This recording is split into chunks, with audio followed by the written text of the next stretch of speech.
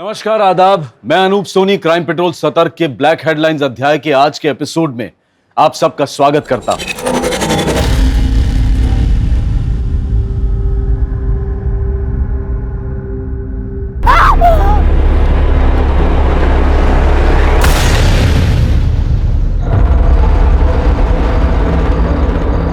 तो सेठ लोगों, यो है आज की बोली जो 15,000 से शुरू हुए हैं। तो लगाओ 16,000, 17,000 और बढ़ो 25,000। ये बात 25,000 से आगे कोई है कि निकल गई सबकी हवा? तो ये सौदा 25,000 में तय हुआ। आजा हुकुम, ले जाओ। तो आज की बोली यो रही 25,000 की, और यो है आज की दूसरी बोली 16 साल की छोरी। देख रहे हो ऊपर से नीचे तक, लगा बोली 5,000। तो आज की यह बोली दोनों माँ बेटी का 45,000 में सौदा तय हो गया। मासा, छोरा, हुकुम, बस एक आखिरी एहसान कर दो ना हमारे पे। हमारे छोरे ने भी साथ ले लो ना। इसमें खरीदने के लिए आपने पैसे नहीं देने पड़ेंगे। ये तो मुफ्त में आ जाएगा। आपने सब्जी, कपड़े, जानवर और रोजमर्रा की जरूरतों का बाजार लगते अक्सर देखा होगा, लेकिन आज 21वीं सदी में इस तरह से एक औरत और एक नाबालिग की बोली लगते हुए नहीं देखा होगा। 2020 में भी समाज की कथनी और करनी में भयानक अंतर दिखाई देता है, जो उन सारे दावों की पोल खोल देता है कि आज औरतें पुरुषों के साथ कंधे से कंधा मिलाकर चल रही हैं। क्योंकि हमारे समाज में आज भी ऐसे बहुत से लोग मौजूद हैं जो औरत को सिर्फ इस्तेमाल की वस्तु समझते हैं, जिसके हिसाब से औरतों के पास सिर्फ कर्तव्य है, अधिकार नहीं।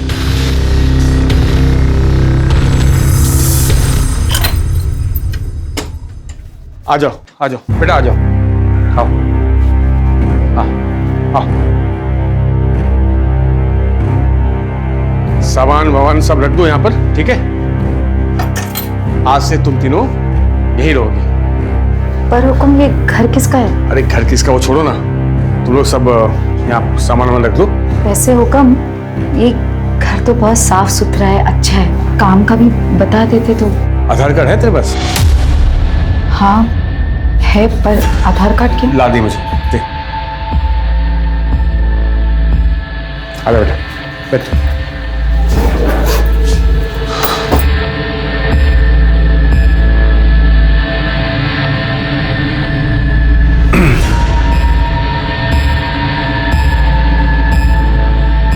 मैं एक काम करता हूँ, घर का कुछ जरूरी सामान लेकर आता हूँ, तब तक तुम लोग आराम करो।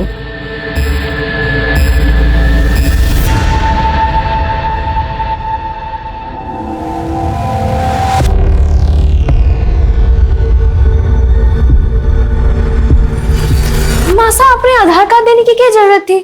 बोल देते ना नहीं है। ये छोरी, हमारा दिमाग नहीं चला ना उस वक्त, उन्होंने मांगा, मैंने दे दिया। दिमाग ना चला मतलब? थारी इन्हीं हरकतों की वजह से आज हम यहाँ हैं। क्या जरूरत है आधार कार्ड देने की? तो छोरे, शांति रख। वहाँ कौन से मजे में थे? अरे ना काम था ना खाने को था। हम दोनों ने ना भूखा नहीं मारना चाहती थी, इसलिए यहाँ आने के लिए राजी हो गई। और तुम दोनों मने खामखा में सुना रहे हो।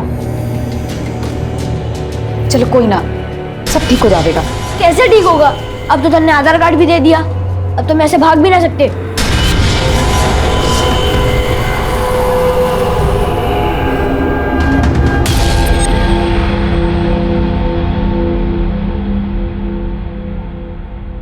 हाँ, ये तुम लोगों के लिए कपड़े और कुछ जरूरत का सामान लाया हूं। बेटा, ये तेरे लिए, ये तेरे लिए,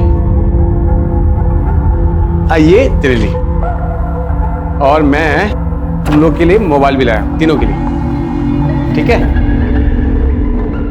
और ये फाइल तेरे लिए। हाँ, एक भूल गया, ये आधार कार्ड। मासा, ये फोन तो नया है। कम।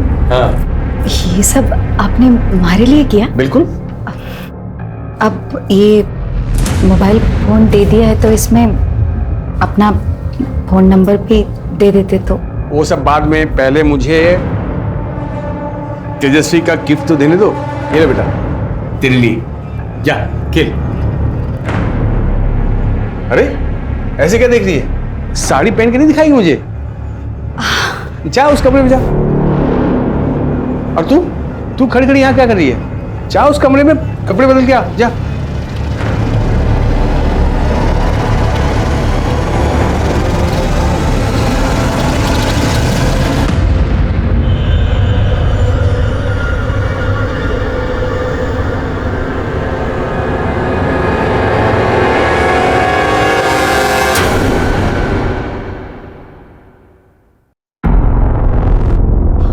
आप यहाँ क्या कर रहे हो?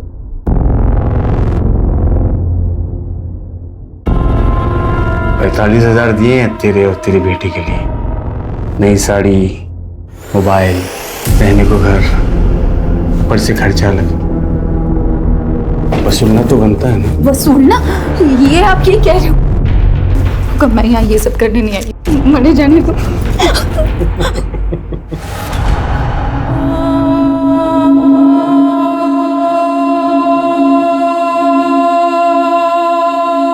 मासा, देखना कैसी लग रही हूँ। पायल उतार दे ये कपड़े और अपने पुराने कपड़े पहन ले। क्यों? हर सवाल का जवाब देना जरूरी ना है। तन्ने मुंह फुला के बैठना है ना, तू बैठ। मारे तो घूमने जाना है। मैं चल। पायल तू सुन नहीं रही मैं क्या कह रही हूँ? पायल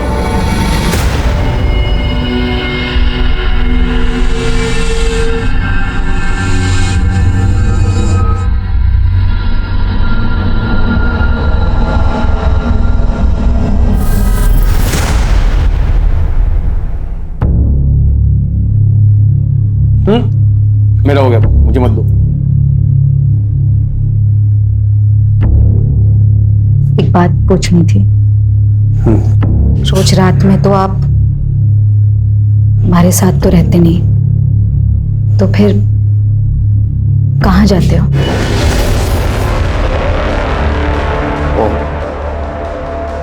तो तू अब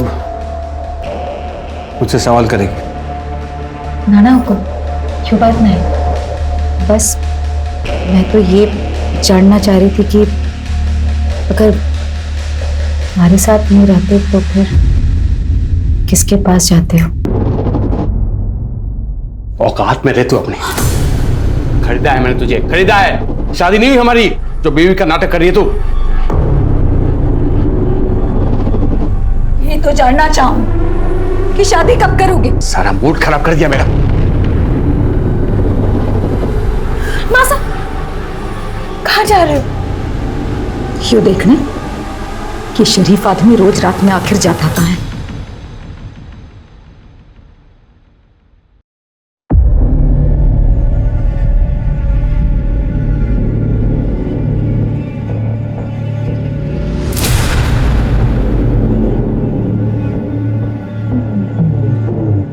कहाँ गई थी तू?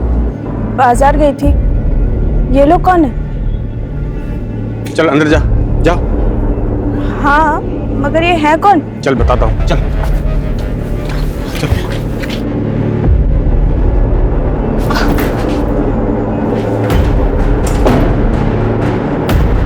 अब समझ में आ गया कौन है ये लोग? या डिटेल में समझाऊं? मासा चलो यहाँ से, चलो।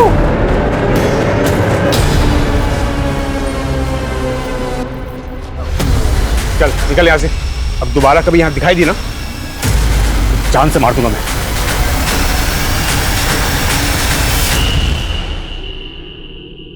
मिश्रा, मुझे पता लगा है पॉलिटिकल फंक्शन में तुमने फोर्स कम भेजी, ऐसा क्यों? सर बाकी की फोर्स मैंने सिविल हॉस्पिटल में भेजी है। सर, गौतम नगर के पीछे वाले एरिया में एक डेड बॉडी मिली है।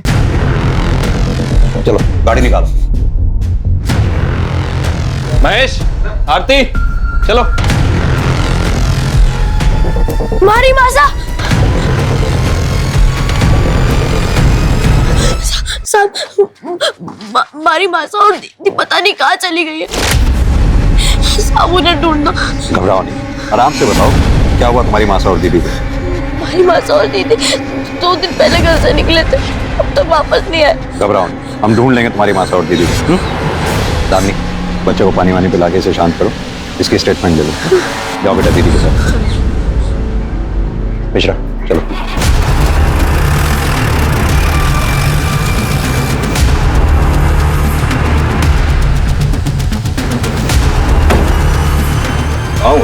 Sorry sir.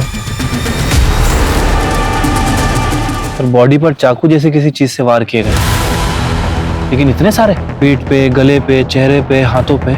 Multiple struggle. मारने वाला इस हद तक नाराज था, इस हद तक नफरत था, कौन हो सकता है? शायद इसका कोई चाहने वाला या फिर इसका पति। बापू नहीं है हमारा, कुछ साल पहले मर गए थे। मासा और दीदी है, और कुछ टाइम पहले वो हुकुम हमारे को यहाँ ले आए। हुकुम कौन? पूरा नाम क्या है उनका? नाम तो ना पता हमारे को, सब उन्हें हुकुम ही कहते हैं। कहाँ से ले आए थे वो तुम्हें? सर पहनावे से तो लग रहा है कि राजस्थानी है। खून भी सूख चुका है, बॉडी जिस कंडीशन में है देखकर लगता है कि मर्डर 2-3 दिन पहले हुआ। मासा परसों सुबह घर से निकली थी, और जब वो वापस नहीं आई तो अगली सुबह पायल दीदी उन्हें ढूंढने चली गई, और आज पायल दीदी भी घर नहीं आई। मोबाइल फोन है दोनों के पास? हाँ, पर कोई फायदा नहीं। मैंने बहुत कोशिश की, पर दोनों का फोन बंद आ रहा है। सर हमने आसपास अच्छे से चेक कर लिया, पर कहीं कोई मोबाइल, पर्स, आईडी या मर्डर वेपन वगैरह कुछ भी नहीं मिला। सर बॉडी पे जबरदस्ती के कोई निशान नहीं है, रेप नहीं हुआ है, बाकी रिपोर्ट आने पर ही पता चल पाएगा। मिश्रा, बॉडी की फोटोग्राफ लो और आसपास के थानों में सर्कुलेट करा दो, शायद इसकी मिसिंग कंप्लेंट दर्ज हुई हो कहीं। यो हमारी मासा है और यो पायल दीदी।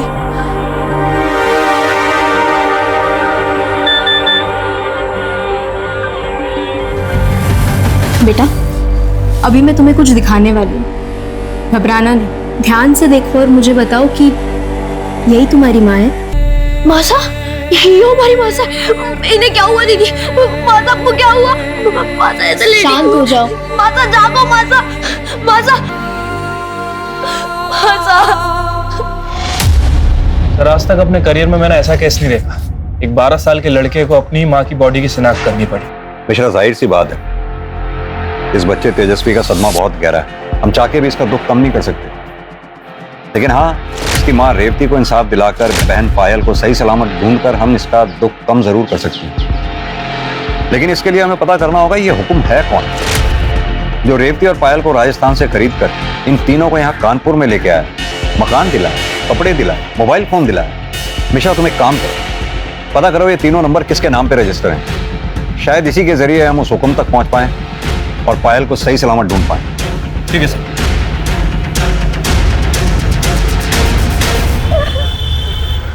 सर तेजस्वी ने हुकुम का ये स्केच बनवाया। महेश सर पता करो रेवती के घर के आसपास कहीं सीसीटीवी हो तो उसकी फुटेज चेक करो, देखो क्या ये आदमी रेवती के घर के आसपास चक्कर लगाता दिखाई दे रहा है। अगर नहीं तो उसके आस पड़ोस में पड़ोसियों को सबको ये स्केच दिखाओ और इसके बारे में जितनी डिटेल मिले सब पता करो। सर ऐसा भी हो सकता है कि रेवती का मर्डर इस हुकुम ने किया हो, क्योंकि सर तेजस्वी ने बताया था कि जब से रेवती गायब हुई है ये हुकुम भी उसके घर के आसपास नजर नहीं आया। ये रेवती की पोस्टमार्टम रिपोर्ट आई क्या? सर अभी सरकारी हॉस्पिटल में हड़ताल चल रही है, शाम तक खत्म हो जाएगी। सर कल तक पोस्टमार्टम रिपोर्ट आने की उम्मीद भी है। सर रेवती, पायल और तेजस्वी तीनों के भी नंबर्स रेवती के नाम पर रजिस्टर्ड है। फोन और सिम कार्ड तीनों भी अलग अलग जगह से खरीदी गई हैं और एड्रेस प्रूफ में राजस्थान के एड्रेस का आधार कार्ड दिया गया है। इन तीनों के कॉल रिकॉर्ड्स में ये हुकुम का नंबर जरूर होगा जिसकी रेवती से बात होती होगी। सर रेवती के कॉल रिकॉर्ड्स में तो बस 2 ही नंबर मिले हैं, एक पायल का और दूसरा तेजस्वी का। इन दोनों के अलावा तीसरा कोई नंबर नहीं है। ये पायल और तेजस्वी के कॉल रिकॉर्ड्स चेक किए, हो सकता है उनमें से कोई एक नंबर हुकुम का हो। ये सर पायल के कॉल रिकॉर्ड्स में कुछ ऐसे नंबर्स मिले हैं, हम चेक कर रहे हैं कि वो नंबर्स किसके हैं। इतने नंबर्स में से एक नंबर तो हुकुम का जरूर होना चाहिए। एक काम करो, उस बच्चे तेजस्वी को लेकर आओ। Yes sir. बेटा तेजस्वी, आपको पुलिस स्टेशन में रहने में कोई दिक्कत तो नहीं हो रही ना? अगर कुछ प्रॉब्लम हो या कुछ चाहिए हो तो बता दें। साहब पायल दीदी मिली? नहीं बेटा अभी तो नहीं, लेकिन जल्दी मिल जाएगी। तेजस्वी हमने कुछ नंबर्स हाईलाइट किए, ये ब्लू कलर में जो नंबर हाईलाइट किए हैं जरा इन्हें देख के बताओ ये किसके नंबर है? पता नहीं साहब, पर ये शिव और लाखन के ही होंगे, क्योंकि हमारे से अलग दीदी इन दोनों से बातें करती थी। बेटा ये दोनों रहते कहाँ पर हैं? घर तो नहीं पता साहब, पर हमारे घर के आसपास ही देखा है मैंने इन्हें। इन्हें देखोगे तो पहचान लोगे? हाँ।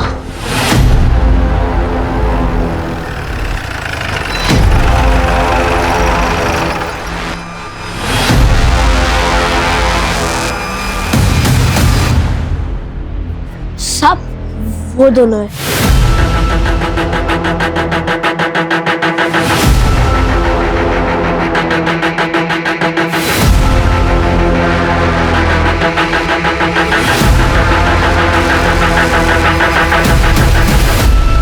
साहब हम और पायल दोस्त थे, वही हमको बताई थी कि उनके यहाँ जो एक आदमी आता था उसको ये सब हुक्म करके बुलाते थे। क्या यही है वो आदमी? हाँ साहब यही है। तुम दोनों हो पायल से दोस्ती का नाटक कर रहे थे ना? चल क्या रहा है ये सब? कहाँ गायब है पायल? क्या जाने कहाँ है साहब, हम खुद उसे 2 दिन से खोज रहे हैं। और तू कितने दिन से खोज रहा है पायल को? तू भी तो उसे फोन करता था ना, दोस्त है उसका। काहे की दोस्ती साहब, वो तो हमको घास भी नहीं डालती थी, सारा दिन फोन करते रहते थे मगर फोन नहीं उठाती थी। वो तो सब शिव को ही बढ़ावा देती थी, बस दोनों का बराबर चुम्मा चाटी चलता था साहब। हम भी समझ गए थे कि वो भी दुनिया के जैसी है, हम विकलांग को काहे चुनेंगे। टुकुर टुकुर का देख रहा है बे? तू तो सब जानता है ना, बताता काहे नहीं सबको? बच्चे से नहीं मुझसे बात कर। क्या कह रहा था? पायल तुझे घास नहीं डालती थी, इसीलिए तूने पायल को गायब कर दिया। हम कुछ नहीं किए साहब। साहब ये सही बोल रहा है, पिछले 1 महीने से हमारा प्यार था, फोन पे बातचीत, मैसेज खूब चल रहा था। ये देखिए साहब, वो खुद भी हमको मैसेज करती थी। क्या पायल ने तुम दोनों को ऐसा कुछ बताया था जो उसके गायब होने की कोई खास वजह बन सके? बताई तो नहीं थी साहब, पर हम खुद देखे थे उसके साथ जो हुआ था, तो वो भी उसके माँ के सामने। कब हुआ था ये? अब पायल के गायब होने के 1 दिन पहले। हम समझ गए थे उसके साथ जो कुछ हुआ है सबका उस पर बहुत बुरा असर हुआ होगा, इसलिए मुझसे मिलना चाह रहे थे, उसे थोड़ा सांत्वना देने के लिए। बेटा तेजस्वी, तुम्हें इस बारे में पता था? नहीं माँ साहब, दीदी ने मैंने कुछ ना कही। तो तुम दोनों ने उस आदमी का चेहरा नहीं देखा जिसने पायल का रेप किया था? नहीं साहब। अब तो हम सब कुछ बता दिए, जाएं क्या? नहीं, तुम दोनों तब तक नहीं जा सकते जब तक ये साबित ना हो जाए जो कहानी तुमने सुनाई है वो सच है, और पायल के गायब होने में तुम दोनों का कोई हाथ नहीं।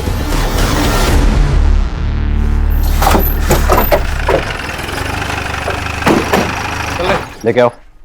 सर, रेवती के घर के आसपास की सीसीटीवी फुटेज आ गई जिसमें ये हुक्म साफ साफ दिखाई दे रहा है। पॉज करना, प्ले करो। ये बाइक के नंबर प्लेट पे जूम करना था। अब यही आदमी हमें इस हुक्म तक पहुंचाएगा। आरटीओ से इस बाइक की डिटेल्स निकलवाओ, ये जो कोई भी है इसे उठा के ले आओ। सर हमारा नाम गोपी है और ये आदमी हम ही है। ये हमें पता है, अब उसके बारे में बता जिसके गले लग रहा है। साहब ये हरीश यादव है, हमारा पुराना दोस्त। बहुत साल से हम एक दूसरे के टच में नहीं थे, लेकिन कुछ दिन पहले जब हम उसको देखे तो मिल लिए और 4 बातें हो गई। अबे और आगे हो क्या? अंधा है क्या? दिखता नहीं है? अरे क्या बात है हरीश, मेरा भाई कैसा है यार? बढ़िया यार, तू बता कैसा है? मैं बहुत बढ़िया हूँ। अब 2 मिनट की बस मुलाकात थी साहब, बस। कहाँ रहता है तेरा ये हरीश यादव? बचपन के दोस्त हैं ये। पहले वो सुमन विहार में रहता था, अभी कुछ दिन पहले जब हम वहाँ गए तो पता चला बहुत पहले ही वहाँ से कहीं शिफ्ट हो गया है। अभी कहाँ शिफ्ट हो गया साहब ये हमको नहीं पता। इतने साल बाद मिला, उसे नया पता नहीं मांगा? फोन नंबर तो होगा? नंबर मांगे थे साहब उससे, लेकिन वो टाल दिए। वो ना देना चाहते होंगे तो हम फिर जोर भी नहीं डाले। फिर साहब वो अपने रास्ते और हम अपने रास्ते। तो साहब हम जितना जानते थे हम सब बता दिए, अब हम जा सकते हैं। मिश्रा, इसके एक फोटो ले लो रिकॉर्ड में रखने के लिए। गोपी के जरिए हरीश यादव तक पहुंचने की पुलिस की उम्मीद जाया हो चुकी थी, और इसी बीच पुलिस ने तेजस्वी को एक एनजीओ में रहने के लिए भेज दिया, जहां से वो अपनी बहन के मिलने की उम्मीद में हर रोज फोन करता था। लेकिन फिलहाल पुलिस के पास उसे सांत्वना के अलावा देने के लिए और कुछ नहीं। पुलिस चारों तरफ अपने हाथ पैर मार रही थी, और फिर अचानक उन्हें पायल के बारे में पहली लीड मिली। आपके पड़ोसी विष्णु यादव के यहाँ कुछ गड़बड़ चल रही है, मैं कुछ समझा नहीं। अरे सर, उन्होंने 16-17 साल की लड़की को घर में कैद करके रखा है, वो भी बिना कपड़ों के, सिर्फ चादर में। हमने खुद देखा है उसे खिड़की पर खड़े हुए। जिस लड़की को उन्होंने कैद कर रखा है उसी को खिड़की पे हवा खाने खुला छोड़ दिया। अरे मैडम, हम झूठ थोड़ी बोल रहे हैं, हम यहाँ पे अपना समय खराब करने नहीं आए हैं। दामिनी, ध्यान से देखो, यही थी वो लड़की? हाँ हाँ साहब, बिल्कुल यही लड़की थी।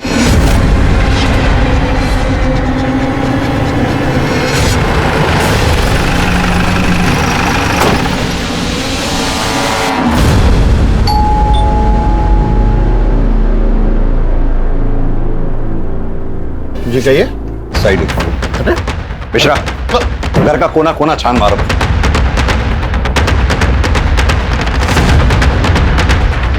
सर बताएंगे आप क्या ढूंढ रहे हैं?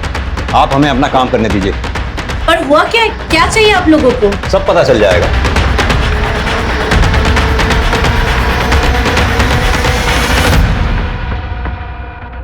क्या बात है भैया? पुलिस आपके घर में क्या करी? अरे बता नहीं रहे कुछ। जिसे हम सारी दुनिया में ढूंढ रहे हैं वो खुद ब खुद चल के हमारे पास आ गया। क्या? मैं कुछ समझा नहीं, आप क्या बोलना क्या चाहते? हरीश यादव और हुकुम। क्या लगते हो तुम इनके? मैं इनका छोटा भाई हूँ, यहाँ पास 2 मकान छोड़ के मैं रहता हूँ। पर आप ये बताइए कि बात क्या है? अब पूछेंगे हम और बताएगा तू। तेरे लिए तो कई सवाल हैं हमारे पास। क्या? कैसे सवाल? जैसे कि पायल कहाँ है? यही थी ना? कहाँ छुपा रखा है उसको? पायल भला यहाँ पर क्या करने आएगी?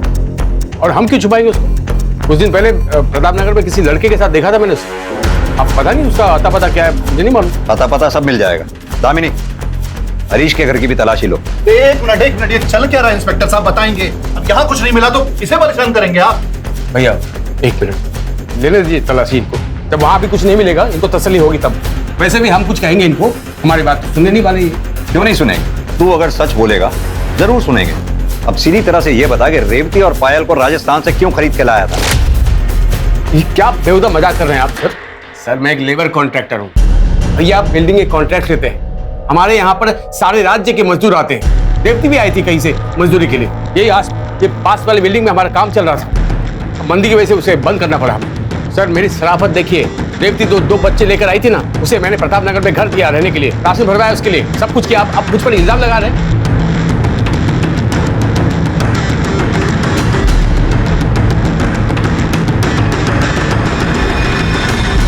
तू तो बहुत दयावान निकला। अगर इतनी ही दया थी तो जब रेवती 2 दिन से गायब थी तो थाने आया क्यों नहीं उसके बारे में पता करने के लिए? 2 दिन तो मैं वहां पर गया भी नहीं, तो मुझे कैसे मालूम पड़ेगा सब उसके बारे में? और सर आज मैंने अखबार में पढ़ा कि उसका मर्डर हो गया। सर पायल वहां भी नहीं मिली। हमखा आप लोग। विमला जी, हमें उस घर में ऐसी कोई लड़की नहीं मिली जिसे उन्होंने कैद करके रखा। इनफैक्ट हमने उस कमरे में भी देखा, वहां पर भी कोई नहीं था। सर ये दोनों भाई ना बहुत धूर्त और मक्कार है, झूठ बोल रहे हैं वो। सर आप उस पागल औरत विमला की बात पर भरोसा कर रहे हैं? आप उसे पायल की जगह किसी और की फोटो दिखा देना, तब भी वो यही कहती। क्योंकि सच तो ये उसने किसी लड़की को देखा नहीं यहाँ पर। वो बस हमें परेशान करने के लिए ये सब कर रही है। सर हम ठीक बताते हैं आप। ये जो औरत है ना विमला, उसका पति है प्रदीप, कॉन्ट्रैक्टर है, बिल्डिंग बनाता है वो भी। अब सेम प्रोफेशन है हमारा और उसका। अब ये दोनों मियां बीवी चाहते हैं कि हम बदनाम हो जाओ, हमारा सारा का सारा काम धंधा इन लोगों को मिल जाए बस। ये बताओ गोपी को कैसे जानते हो? गोपी? अच्छा गोपी मेरा पुराना दोस्त है, पर उसका इस केस से क्या लेना देना? मतलब मैं समझ नहीं आ रहा मुझे। अपने इस पुराने दोस्त से कब मिला था आखिरी बार? आखिरी बार मैं प्रताप नगर में मिला था उससे। सर एक बात बताऊं, आपकी अगर तलाशी हो गई है, पूछताछ पूरी हो गई है, तो प्लीज हमें थोड़ी बहुत शांति दीजिए सर। हम शरीफ लोग हैं। मेहरबानी कीजिए साहब। हाँ प्लीज सर।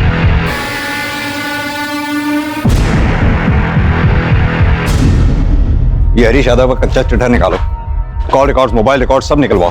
और ये विमला ठाकुर की क्या कहानी है पता करो। सर विमला ने यादव परिवार पे जितने भी इल्जाम लगाए थे सारे के सारे बेबुनियाद हैं। वो ये काम उन दोनों भाइयों को फंसाने के लिए कर रही थी। यानी कि विमला ने किसी लड़की को खिड़की में देखा है, ये बात झूठ भी हो सकती है? हो सकती है सर। चाहे ये लड़की वाली बात झूठ भी हो, लेकिन फिर भी इन यादव भाइयों के बीच कुछ तो चल रहा है। मैंने नोटिस किया जब हम हरीश और विष्णु से बात कर रहे थे तो हरीश की बीवी बीना यादव कुछ घबराई हुई थी। ये पोस्टमार्टम रिपोर्ट अभी आई है नहीं? सर अभी तक हड़ताल कंटिन्यू चल रही है। वैसे मेरी डॉक्टर से बात हो गई है, उनका कहना है कि जैसे ही हड़ताल खत्म होगी वो हमें रिपोर्ट भेज देंगे। ये हरीश के कॉल रिकॉर्ड्स और मोबाइल लोकेशन रिकॉर्ड से कुछ पता चला कि मर्डर के समय वो कहाँ पर था? सर कुछ खास तो पता नहीं चला। सर अगर थोड़ी समय के लिए मान लेते हैं कि रेवती का मर्डर 26 फरवरी को, सर उस टाइम इनफैक्ट उसके एक दिन बाद 1 बजे तक हरीश के फोन की लोकेशन उसके घर की ही थी। हाँ, तो ये भी तो हो सकता है कि हरीश ने अपनी एलिबाई क्रिएट करने के लिए मोबाइल घर पर छोड़ दिया हो और कुछ सस्पिशियस जो कॉल रिकॉर्ड से निकला हो। गोपी हमसे झूठ बोल रहा था सर। उसके पास हरीश का कॉन्टेक्ट नंबर नहीं था, लेकिन हरीश के कॉल रिकॉर्ड सच्ची कहानी बयान कर रहे। गोपी पिछले 1 महीने से हरीश से बात कर रहा था। उठा के लाओ इस गोपी को। सब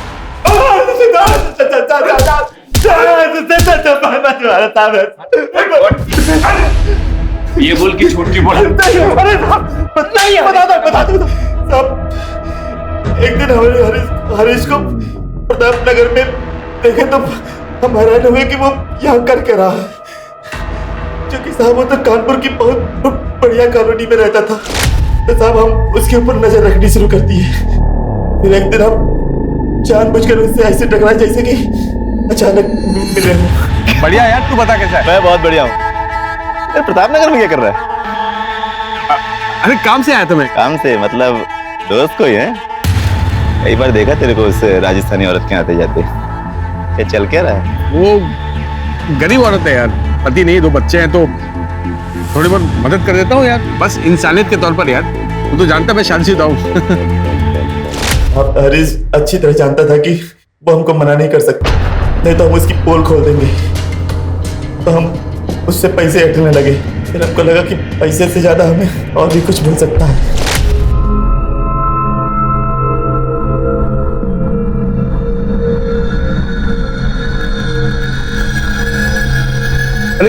अरे ये रहन, तुम अपने कमरे में जाओ, ठीक है?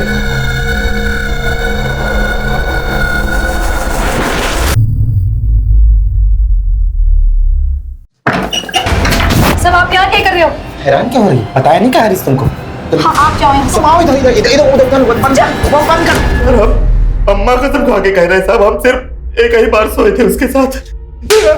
रेप कहते हैं उसे। और जब दूसरी बार रेवती ने तेरा शिकार होने से मना कर दिया तो तूने उसे मार डाला। भगवान सब नहीं मारे साहब, क्योंकि तुम्हारा की तो नौबत ही नहीं आई इससे पहले। वो मैं क्यों मारूंगा सर उसको? मेरा तो रेवती के साथ अफेयर चल रहा था। अफेयर नहीं चल रहा था, तूने रेवती को अपनी हवस मिटाने के लिए खरीदा था। और न तू सिर्फ उसका इस्तेमाल कर रहा था, बल्कि औरों से भी रेवती का इस्तेमाल करवा रहा था, जैसे कि गोपी। झूठ बोल रहा है सर, वो कभी ना एक नंबर का। रेवती ने मुझे बताया था कि वो गोपी ताक झाक करते हुए उसके घर तक गया था और उसे अकेला देखकर उसके साथ जबरदस्ती की। वो बिल्कुल टूट गई थी सर। मैं तो यहाँ तक सोचा कि अगर मैं उससे शादी कर लूं तो शायद उसका दुख कम हो जाए, लेकिन मैं ऐसा करता इससे पहले कि वो गायब हो गई सर। और 2 दिन बाद अखबार में खबर मिली कि उसका मर्डर हो गया।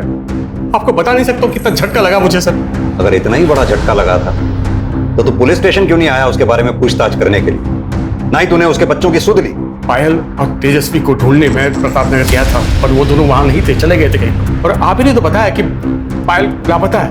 अब तक तेजस्वी का भी पता नहीं चल रहा। कुछ पता नहीं सर, कहाँ होगा, कैसा होगा, बड़ी चिंता हो रही है मुझे उसकी। उसकी चिंता मत कर, वो जहां कहीं भी है सुरक्षित है।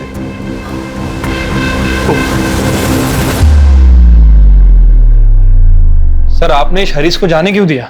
साफ साफ दिख रहा है सर, सीधा बनने की कोशिश कर रहा है। समझ तो मुझे भी आ रहा है मिश्रा, लेकिन इस हरीश के खिलाफ हमारे पास कोई ठोस सबूत भी तो नहीं है।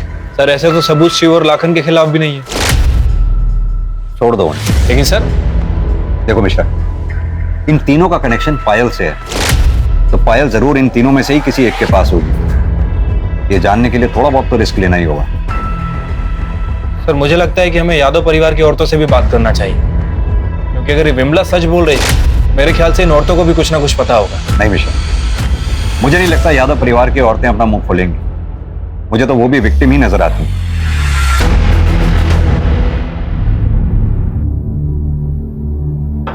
क्या बनाया तूने? ना नमक है ना मिर्च, देख खाना नहीं बनता तुझसे। खुरकिया नहीं है, ये नीचे कर। और ये सर पर घूंघट क्यों दिए?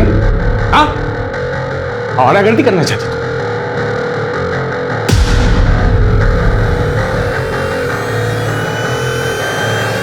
बस अब बहुत हुआ।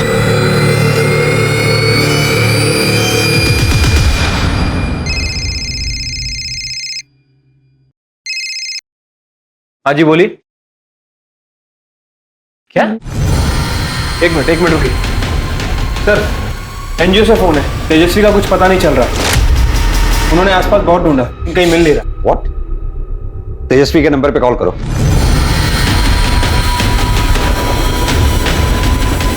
सर उसका फोन भी स्विच ऑफ है। मिश्रा, इससे पहले कि तेजस्वी के साथ कुछ गलत हो जाए हमें उसे ढूंढना होगा। चलो।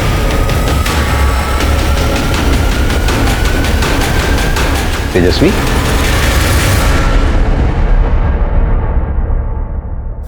घबराओ नहीं, बैठो। चलो पानी पियो। आराम से बेटा, आराम से। अच्छा ये बताओ, तुम एनजीओ से भागे क्यों? मैंने पायल दीदी का फोन आया था। पायल दीदी को? क्या कहा उन्होंने? इतने दिन कहाँ थे वो? इतनी बात नहीं हुई, बस इतना कहा कि शिव की मदद से हम गाँव वापस जा रहे हैं। और रात को 11:30 बजे कमला भैया के पास आने को कहा। मैं वहाँ एनजीओ से भागकर वही गया था। मैंने उनका बहुत इंतजार किया पर वो वहाँ नहीं आई। हमारी दीदी को ढूंढ लो सब, हमारी दीदी को ढूंढ लो सब। चिंता मत करो, बैठ जाओ, हम तुम्हारी दीदी को ढूंढ लेंगे। मिश्रा, ये शिव जहाँ कहीं भी है उसे खोद के निकालो और पायल के फोन पे कॉल करो। उसका कोई पता नहीं, उन्होंने कोई और नंबर से कॉल किया था। तो फिर किस नंबर से किया था? उन्होंने ये नंबर से कॉल किया था। किसका नंबर है? पता नहीं। कॉल करो इस नंबर पे। पहले तो कहीं आसपास ही बज रही है। दामी, तुम यहीं रखो इसके पास। आओ मेरे साथ।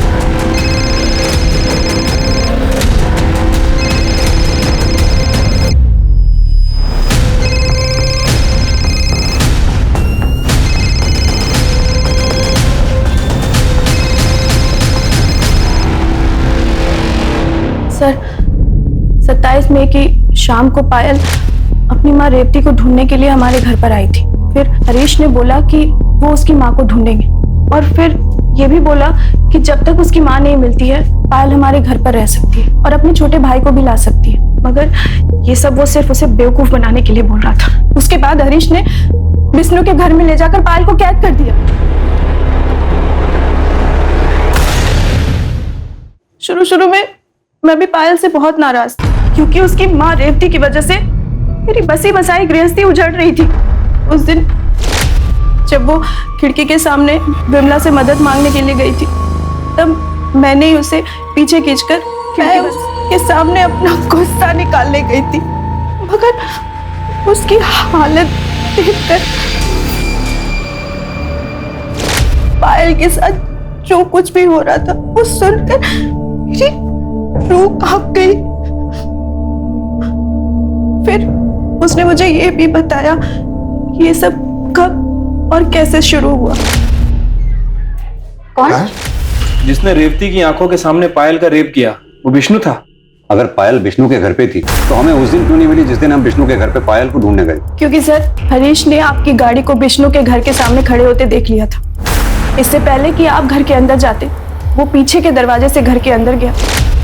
काफी पहुंचे हुए हैं दोनों भाई। ये पायल अभी भी आपके घर में है? नहीं सर,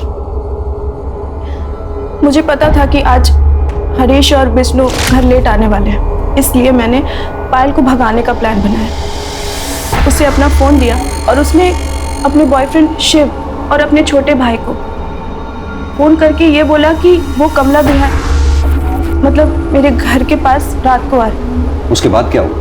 11:30 बजे वो घर से निकली और उसके जाते ही आधे घंटे बाद हरीश और विष्णु घर आ गए। जब उन्होंने देखा कि वो घर से भाग गई है तो वो दोनों उसे ढूंढने के लिए निकल गए। सर अगर उन दोनों ने उसे ढूंढ लिया तो उसे जान से मार देंगे। सर प्लीज आप कुछ कीजिए सर, इससे पहले कि वो उन्हें ढूंढे आप प्लीज उसे बचा लीजिए। आप चिंता नहीं करो मिश्रा, चलो। सर इंडस्ट्रियल एरिया के पास वाले जंगल में एक जवान लड़की की लाश मिली है। What?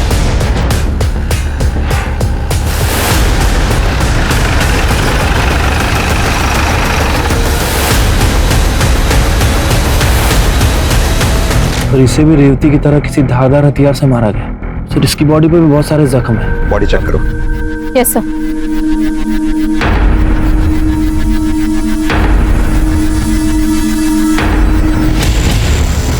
सर मर्डर के पहले रेप हुआ ये एग्जैक्टली नहीं कह सकते, पर रेप हुआ जरूर है क्योंकि शरीर और प्राइवेट पार्ट पे निशान है। मिश्रा, बॉडी को पोस्टमार्टम के लिए भिजवाओ और ये विष्णु और हरीश जहां कहीं भी हो उठा के ले आओ।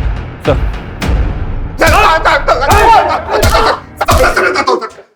मैं सब सच बताता हूँ। पायल भाग गई थी, हम लोग डर गए थे। हम दोनों भाई बाहर जाकर पायल को ढूंढ रहे थे, बहुत ढूंढा सर, लेकिन वो नहीं मिली। तो थकार के हम लोग वापस आ गए थे। बोला था ना, झूठ मत बोलना।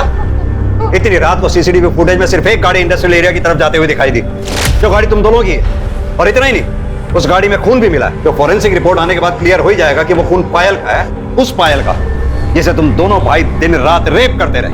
उसकी बॉडी, कपड़े, तुम्हारा डीएनए एक बार अगर मैच हो गया ना, तुम्हारा बाप भी सच बोलेगा। सर हमने रेप किया सर, लेकिन मारा नहीं सर। ये सच है सर। पायल उसकी माँ को ढूंढते हुए हमारे घर आई सर। हमने उसको अपने घर में कैद कर लिया सर। आगे बोल। उसका फोन छीन कर उसको ऑफ कर दिया ताकि वो बाहर वालों से कांटेक्ट में नहीं रह सके।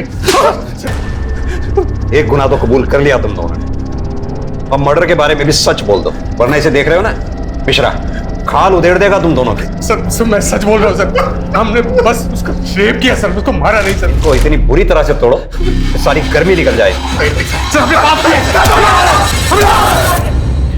दोनों भाइयों ने एक ही रट लगा रखी है सर, रेप किया लेकिन मर्डर नहीं। ये दोनों हमें गुमराह करने की कोशिश कर रहे हैं ताकि मर्डर के चार्जेस से बच जाए। लेकिन सवाल अब भी वही उठता है कि अगर ये दोनों सच बोल रहे हैं तो फिर रेवती का मर्डर किया किसने? पुलिस के सामने रेवती और उसकी बेटी पायल की हत्या की एक गुत्थी थी जो सुलझ नहीं पा रही थी। संदिग्धों की लंबी लिस्ट थी, लेकिन बिना किसी सबूतों के किसी एक को दोषी मानना बहुत मुश्किल हो रहा था। एक मुश्किल यह भी थी कि हड़ताल की वजह से पोस्टमार्टम रिपोर्ट नहीं आई थी जिससे जानकारी साफ हो पाती। इसलिए पुलिस ने यह तय किया कि अर्जेंट बेसिस पर पोस्टमार्टम के लिए दोनों बॉडीज को लखनऊ भेजा जाए। सर, पीएम रिपोर्ट आ गई। फाइनली आई गई? हाँ सर, पायल का जब मर्डर हुआ वो प्रेग्नेंट थी और सर दोनों के साथ गैंग रेप हुआ है। रिपोर्ट में साफ साफ मेंशन है सर, बॉडी पे जितने भी घाव हैं वो 2 से 3 इंच गहरे हैं। तब सर जिसने मर्डर किया उसके हाथों में ज्यादा जान नहीं थी, इसीलिए इतने गहरे घाव नहीं कर पाया। मौत घाव की वजह से नहीं, बल्कि बहुत ज्यादा खून बहने की वजह से हुई। इसीलिए पायल की बॉडी पर 50-60 वार किए गए। मिश्रा, ये काम हरीश, विष्णु या शिव का नहीं, किसी और का है। सर आपने उस दिन लाखन को नोटिस किया था, उसके हाथ बहुत कमजोर लग रहे थे। हाँ, लेकिन चलो अगर मान भी लिया जाए लाखन के पास पायल को मारने का मोटिव हो सकता है, लेकिन वो रेवती को क्यों मारेगा? जो हाथ सीधी तरह से चाय का गिलास नहीं पकड़ पा रहे थे, चाकू कैसे पकड़े? सर अगर लाखन नहीं है फिर ये मर्डर किसने किया? तो तुमने मारा रेवती और पायल को? क्यों मारा उन दोनों को?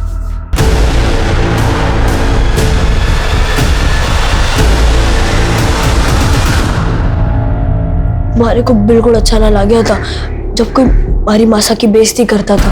वो हुकुम 2 पैसे की औरत गई थी, उसने हमारी मासा को। मुझे तो उस दिन शिव और लाखन से पता चल रहा था कि दीदी के साथ भी जबरदस्ती हुई थी।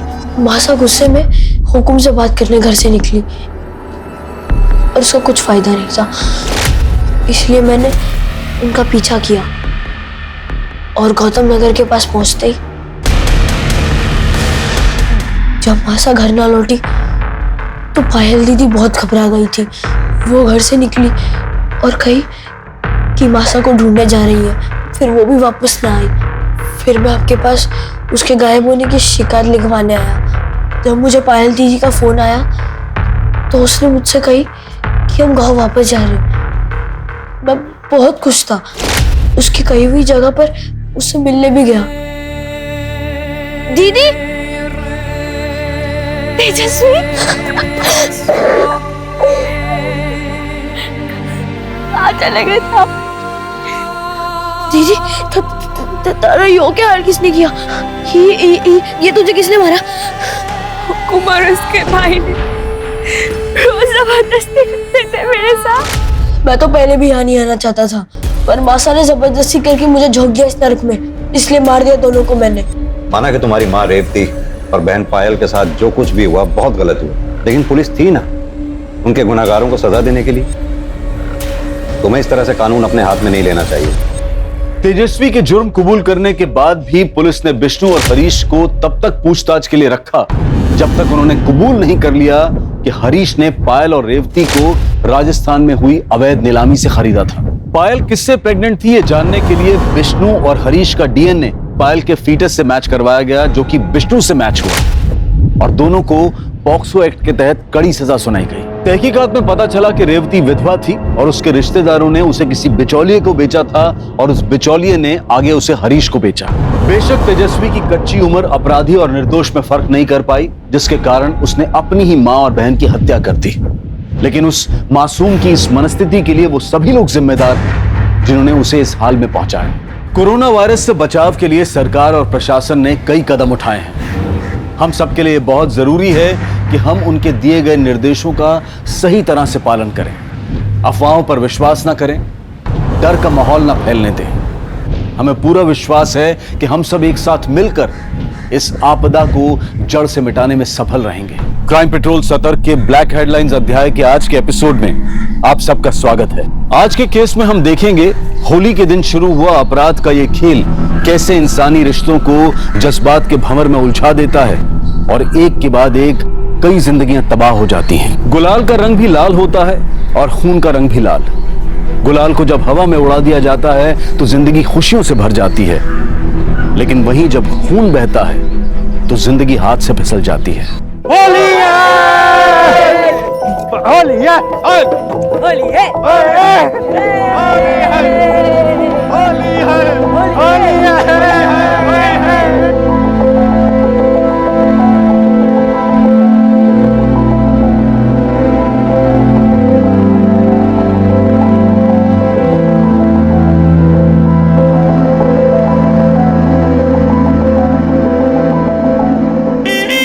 लो बन गई जोरी।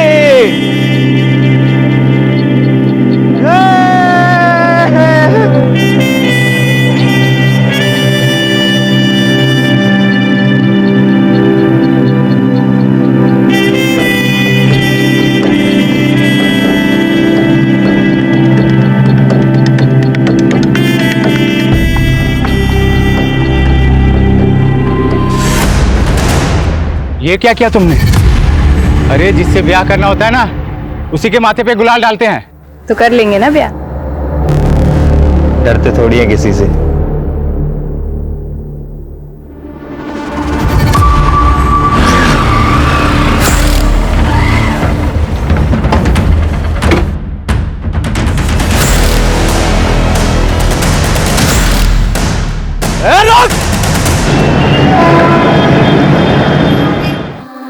बेगम, होली मुबारक।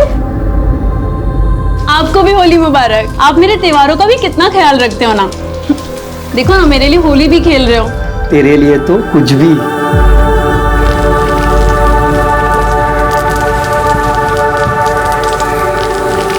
हैप्पी होली। हैप्पी होली जल जा। हैप्पी होली। माँ, छोटा भैया कब आएगा? अभी तो बस 2 ही महीने हुए, 7 महीने बाद आएगा। माँ, मैं छोटे भैया को भी कलर लगाऊंगा। राजू आया। अरे राजू,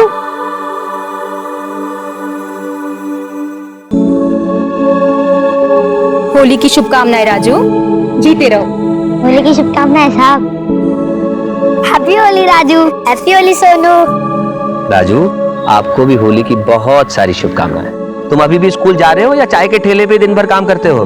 रोज स्कूल जाता हूँ साहब। आपने इतने अच्छे स्कूल में एडमिशन कराया, छुट्टी कैसे मार सकता हूँ? अरे मैं तो भूल ही गया, तुम्हारे इस महीने की फीस जमा करनी थी ना। मैं कल ही जाके देता हूँ, ठीक है? अब बातें हो गई हूँ तो चलो मिठाई खिलाती हूँ। चलो। मिठाइयाँ आ गई हैं इंजीनियर साहब। होली की बहुत बहुत शुभकामनाएं तुमको भी। हम सब ठेकेदारों की तरफ से जरा मुंह मिठा के दीजिए। पकीजा जी, आप जानते हैं मैं सरकारी मुलाजिम, ये मैं ले नहीं सकता। साहब, आपकी सख्त रिपोर्ट की वजह से किसी भी ठेकेदार का बिल पास नहीं हो रहा है। हमारे बीवी बच्चे रास्ते पर आ जाएंगे साहब। देखिए मखीजा जी, काम सही कीजिए, रिपोर्ट अपने आप सही बन जाएगी। बस अपना आशीर्वाद हम पे बनाए रखना सर, वरना क्या करना? ना मजबूरन हमें कुछ करना पड़ेगा सर। ये देखिए,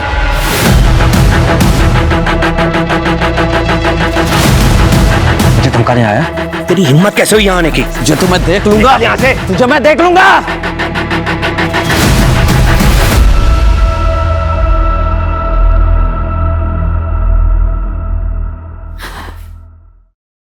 विनय, तुम जानते हो ना मैं रंग नहीं खेलती।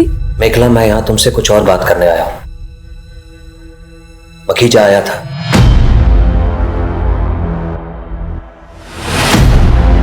ओह नो, अगर वो पिक्चर्स बाहर आ गए तो ऑफिस में इंक्वायरी बैठ सकती है।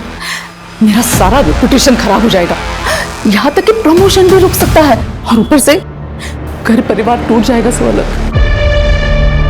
विनय, हमें कुछ करना चाहिए। डोंट वरी, चाहे कुछ भी हो जाए तो मैं बदनाम नहीं होने दूंगा, और अगर जरूरत पड़ी तो तुम्हारे लिए किसी भी हद तक जा सकता हूं, कुछ भी कर सकता हूं, कुछ भी।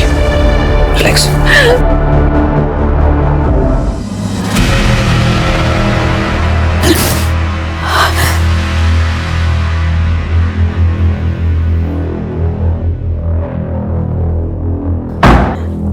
मैं चलता हूं।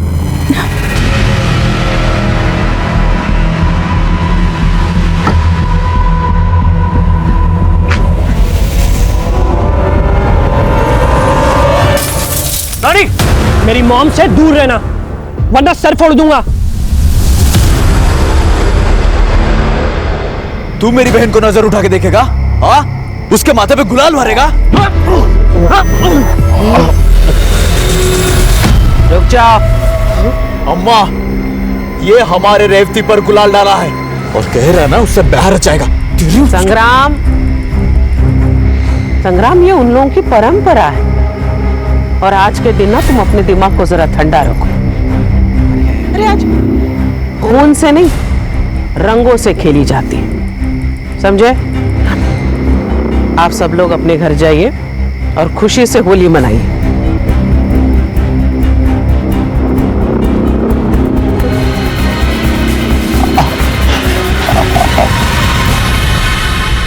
अम्मा जी, आपकी बेटी को उसने फिर भी आपने से छोड़ दिया।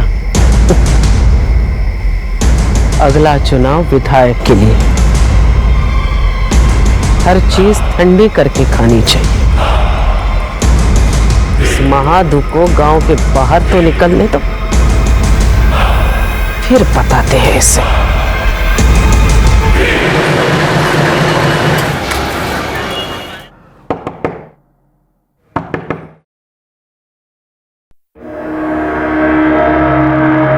फाइल लागू जीजा जी। शैलजा दीदी कहाँ है? जी मैं रेवती, शैलजा दीदी की छात्रा हूँ। वो हमारे गांव आती थी ना पढ़ाने, तभी से उनसे जान पहचान हुई। मैं उनकी फेवरेट स्टूडेंट थी। शैलजा जी आ रही हूँ। अरे रेवती, प्रणाम दीदी। खुश रहो। वो कॉलेज का फॉर्म भरने इंदौर आई, पर मुझे यहाँ का कुछ पता नहीं, इसीलिए आपके पास चली आई। वैसे दी, आप जो फोटो दिखाए थे, जीजा जी तो उससे भी ज्यादा खूबसूरत हैं। वो छोड़ो, ये बताओ कि तुम्हारे घर वालों ने तुम्हें अकेले कैसे आने दिया? 18 साल की हो गई हूँ, कहीं भी अकेले आ जा सकती हूँ। नहीं, मेरा पेट भर गया। अच्छे से खा लो, कॉलेज बहुत दूर है। अच्छा तुम जा कैसे रही हो? अरे मैं ऑफिस जाते समय कॉलेज छोड़ दूँ। ठीक है, चलो सोनू, तुम भी जल्दी से खाओ।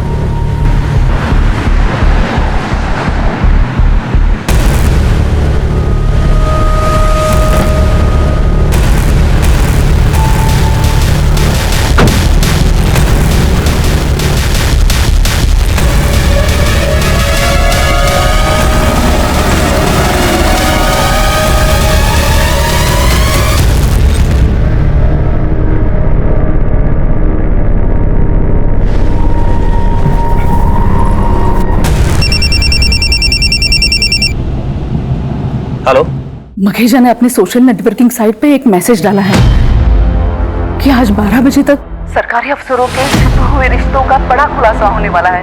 गॉड, ये खुलासा किसी और का नहीं निकला, हम दोनों का होने वाला है। ये पक्का हम दोनों के पिक्चर्स नेट पे अपलोड करने वाला है। कुछ करो विनय, नहीं तो। निकला, you don't worry, I will get him.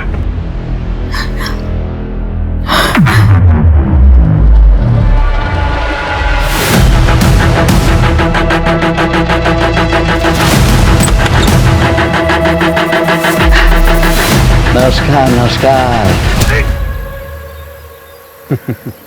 Happy Holi sir. Holi मुबारक हो। सर हमारी होली तो सबकी होली खत्म होने के बाद ही होती है। I know. आप एक्सक्यूज मी। हेलो, क्या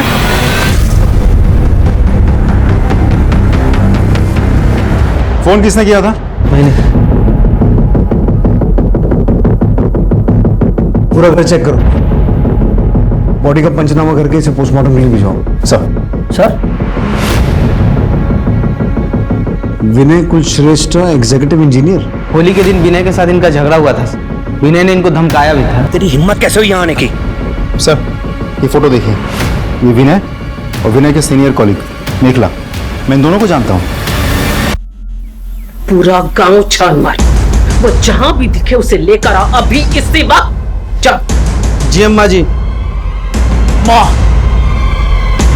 रेवती गहने और पैसे भी लेके भागी है। संग्राम, गहने बनवाए जा सकते हैं, पैसे कमाए जा सकते हैं, खेतों में बीज डालेंगे ना तो सोना उगेगा, लेकिन बात यहां से पैसों या गहनों की नहीं है, बात है हमारी इज्जत की। इसलिए उसे ढूंढ कर लेकर। ठीक है अम्मा।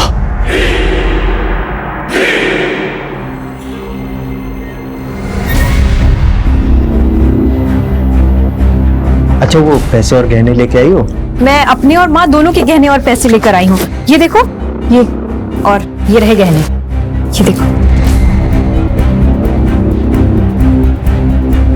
लेकिन ना इतने सारे गहने यहाँ रखना ठीक नहीं होगा। मैं काम करता हूँ, ये सारे गहने बेच के ना पैसे लेके आता हूँ, फिर तुम्हारे नाम से बैंक में एक खाता खोलेंगे और सारे पैसे उसमें जमा कर देंगे।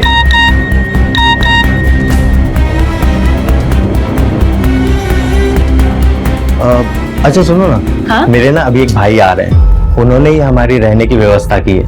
मैं एक काम करता हूँ कि गहने बेच के ना पैसे लेके आता हूँ, और तुम्हें भूख भी लगी होगी ना। हाँ। तो तुम्हारे लिए समोसा और जलेबी लेके आता हूँ, ठीक है? अच्छा चल आता हूँ।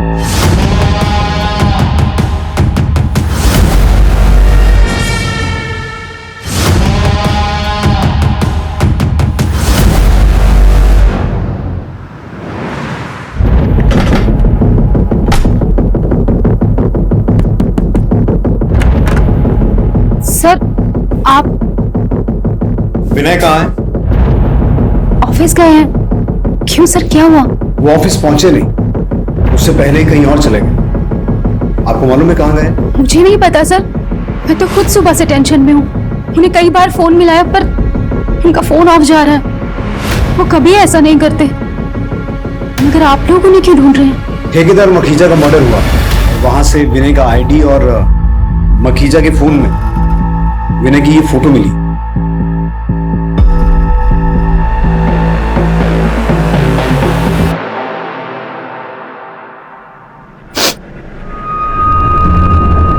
मैंने कभी सपने में भी नहीं सोचा था कि विनय मुझे इस तरह धोखा देंगे।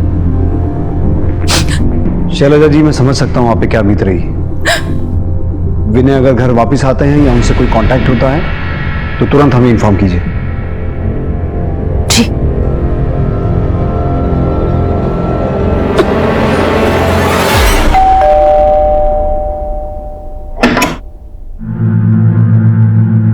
माधु ने भेजा है।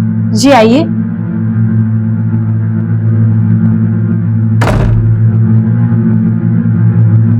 बैठिए। आप कुछ लेंगे? चाय, कॉफी? नहीं, अपना इंतजाम हम खुद कर लेते हैं।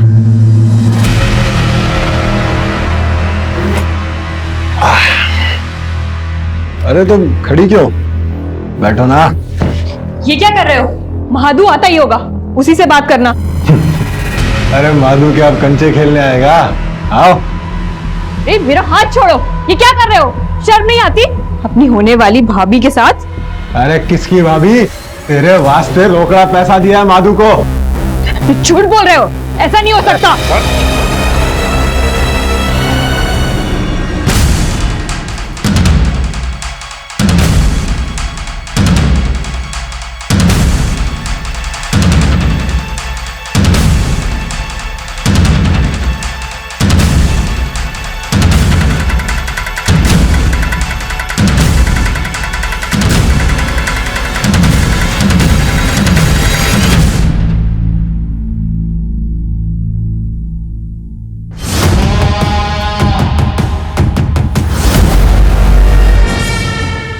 सुनो, कोई लड़की को लाल कपड़े में जाते हुए देखा गया यहाँ पे?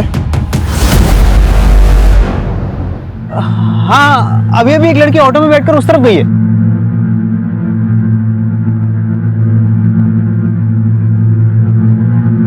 बताइए, आपका विनय के साथ क्या रिश्ता था? प्रोफेशनल। तो फिर आपकी और विनय की इंटीमेट पिक्स मखीजा के फोन में कैसे आई? ये तो आपको उसी से ही पूछना चाहिए। मखीजा अब इस दुनिया में नहीं है, इसीलिए आपसे पूछ रहे हैं। ये मखीजा मरा कैसे? कहीं आप नहीं तो? मैं मखीजा को क्यों मारूंगी? क्योंकि आपकी और विनय की कॉम्प्रोमाइजिंग पोजीशन पिक्स मखीजा के फोन में थी। हो सकता है उसने आपको धमकी दी हो या ब्लैकमेल करने की कोशिश की हो, इसीलिए उसे रास्ते से हटाने के लिए विनय के साथ मिलकर मार डाला। विनय कहाँ है? पता नहीं, आप चाहे तो मेरा सीडीआर मंगवा के चेक कर सकते हैं। मैं घर पर ही थी। काफी स्मार्ट गेम खेल रही हैं आप। आपका सीडीआर तो ठीक है, जरा ये आपके घर के सामने लगे सीसीटीवी की फुटेज देखिए।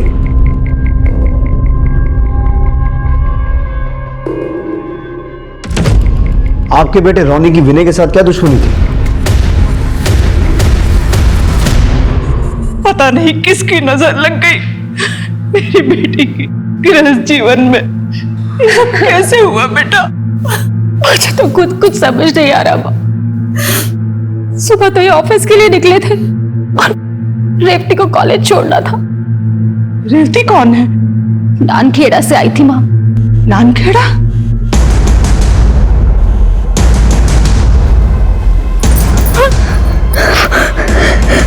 कौन है तुम लोग?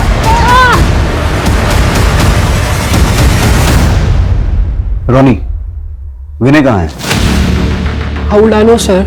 तुमने उसकी कार की हेडलाइट तोड़ी थी, उसे धमकाया भी था। किस लिए? वो हमारा कुछ पर्सनल प्रॉब्लम था। तो उस पर्सनल प्रॉब्लम को खत्म करने के लिए विनय के साथ कुछ किया नहीं ना? नहीं सर। मखीजा का मर्डर कैसे हुआ? I don't know. तुम्हें गुस्सा तो मखीजा पे भी होगा, क्योंकि उसके फोन में वो पिक्स जो थी।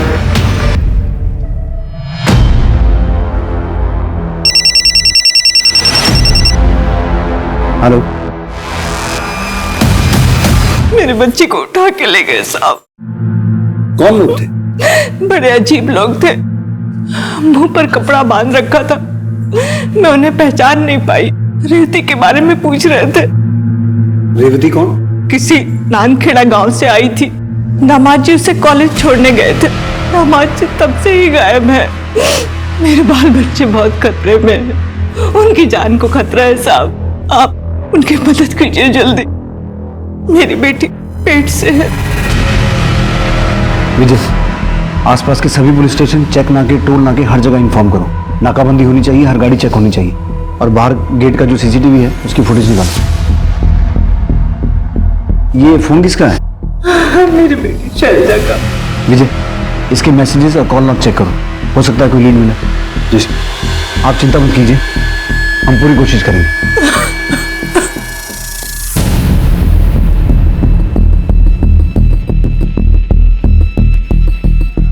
पहले मखीजा का मर्डर हुआ, फिर विनय गायब हुआ, और अब विनय के बीवी और बेटा।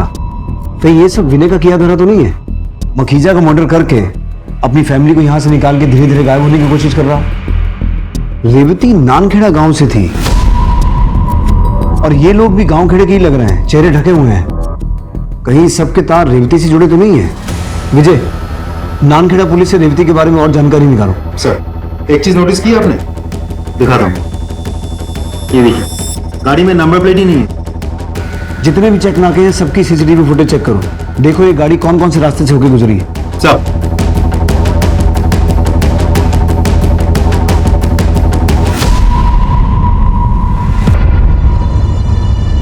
अम्मा जी प्रणाम।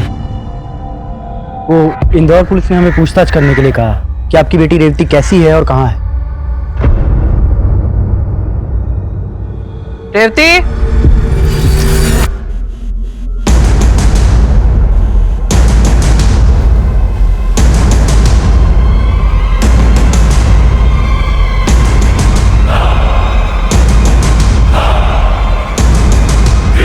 ये रही रेवती। दरोगा तुमसे मिलना चाह रहे थे, पूछ रहे थे तुम हो कैसे, ठीक हो ना तुम?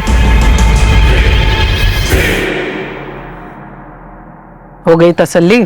जी अम्मा जी, हो सकता है इंदौर पुलिस वालों को कोई गलतफहमी हो गई है। ठीक है, चलता हूँ। प्रणाम।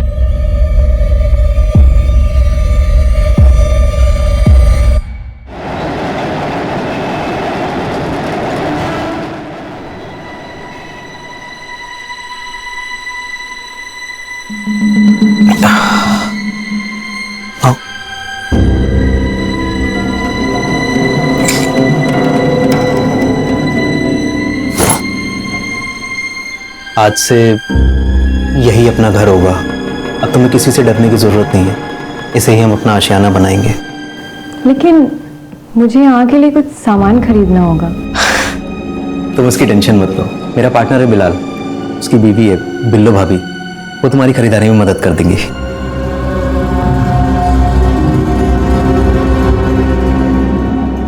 वक्त गुजरता गया।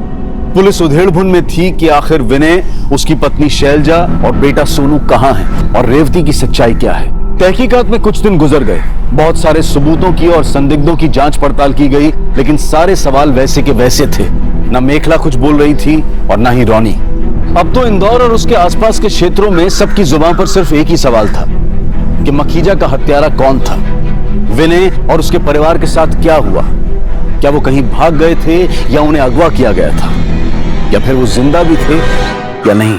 सर, शैलजा के मोबाइल पे रेवती का एक मैसेज आया है। मैसेज में लिखा है, दीदी मैं बहुत परेशान हूँ, बहुत मुसीबत में हूँ, प्लीज मुझे बचा लो। रेवती। कहीं ये वो नानखेड़ा वाली रेवती तो नहीं है? नहीं सर, ये कोई और रेवती है, क्योंकि नानखेड़ा वाली रेवती अपने घर पे है। और वैसे भी ये मैसेज मुंबई के मोबाइल नंबर से आया है। तो मुंबई पुलिस से कांटेक्ट करो और उन्हें रेवती और इस केस की पूरी जानकारी दो। सर, विनय ने उस दिन रेवती को कॉलेज के बाहर छोड़ा था ना? जी सर। उस दिन की CCTV footage I? Yes sir.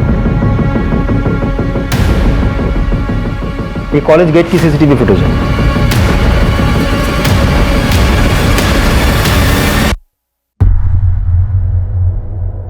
ये तो कॉलेज के अंदर गई ही नहीं, ऑटो में बैठ के चली गई। और जो आदमी ऑटो में बैठा है वो कौन है? इस ऑटो का नंबर नोट करो और ऑटो वाले को ढूंढ के निकालो। सर। हाँ सर, इस लड़की को मैंने नए बाजार में छोड़ा था। ऑटो में बैठा ये लड़का कौन था? सर, बातों से तो लग रहा था इसका दोस्त था। विजय, इस फुटेज से रेवती की एक फोटो लो। सर।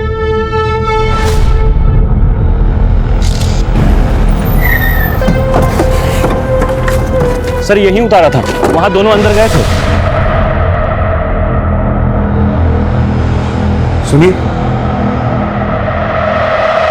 ये लड़की यहां आई थी? जी साहब, ये एक लड़के के साथ में आई थी। बाद में लड़का तो चला गया, फिर ये लड़की भी भाग गई।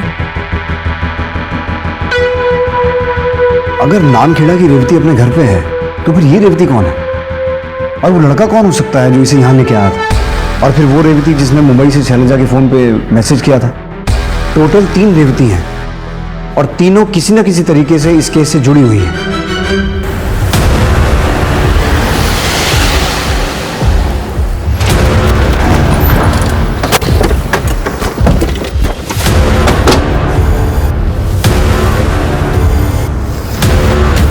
आसपास चेक करो, देखो शायद कोई क्लू मिले। सर।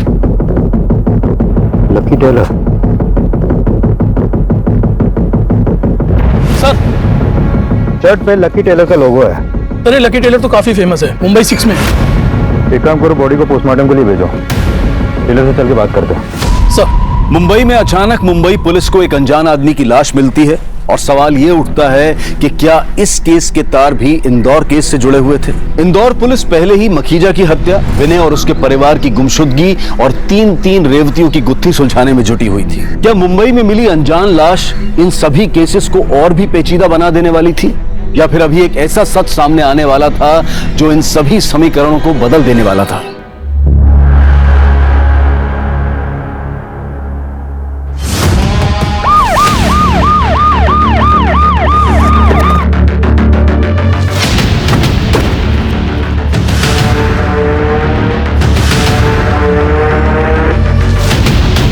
सर, ये तो कोई महादू है, नंदखेड़ा गांव से। नंदखेड़ा गांव से तो रेवती भी है। विजय, इसकी एक फोटो लो और बॉडी को पोस्टमार्टम के लिए भेजो। सर। हाँ सर, यही लड़का था सीसीटीवी वाली लड़की के साथ। हाँ सर, यही लड़का था जो रेवती के साथ आया था। विजय, नानखेड़ा के पुलिस स्टेशन को इन्फॉर्म करो, हम महादू के घर पूछताछ के लिए आ रहे हैं। सर।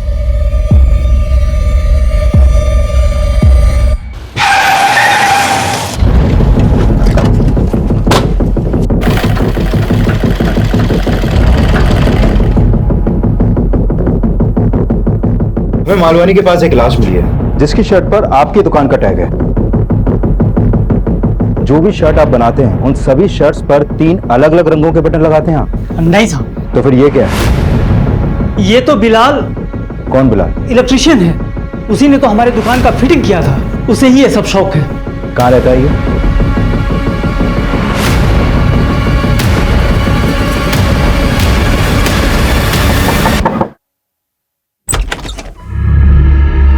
ये बिलाल का घर है? जी साहब, लेकिन 2 दिन से वो घर नहीं आया। मैं पुलिस स्टेशन आने वाली थी। क्या हुआ साहब? हमें एक डेड बॉडी मिली है और बॉडी अभी पोस्टमार्टम के लिए गई है। यह है बॉडी का फोटो। बिलाल, ये क्या हो गया? संभालिए अपने आप को। देखिए, हम आपको दुख समझते हैं लेकिन तहकीकात तो करनी होगी। अच्छा, एक बात बताइए, बिलाल की किसी से कोई दुश्मनी थी? मतलब किसी से कोई झगड़ा कभी? नहीं साहब, अपने काम से काम रखता था। ये बिलाल काम क्या करता था? उसका कोई दोस्त था जो उसके ज्यादा करीब हो? हाँ साहब, वो पिछली गली में शाम रहता है ना, उसके साथ काम करता था।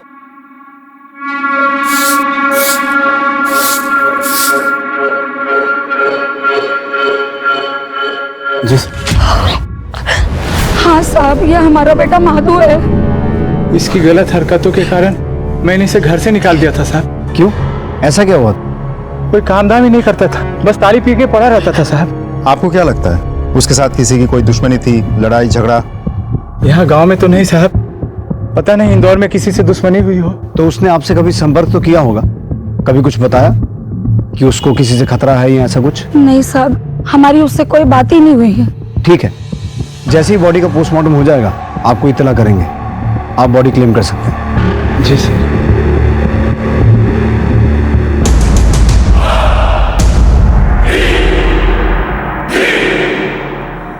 मुझे कुछ तो गड़बड़ लग रही है। अजय, इनके घर पर नजर रखना और गांव में महादू के बारे में और पता करो। जी सर। अच्छा, ये रेवती भी इसी गांव की है ना? जी सर, वो घर पे ही है, मैंने खुद जाके चेक किया। ठीक है, आपको और कोई भी इंफॉर्मेशन मिले हमारे साथ शेयर कीजिए। सर। यही घर है साहब, वो शाम का यही घर है। यहाँ तो ताला लगा हुआ है। थोड़ा सा सर, लगता है घर खाली करके ये लोग कहीं चले गए।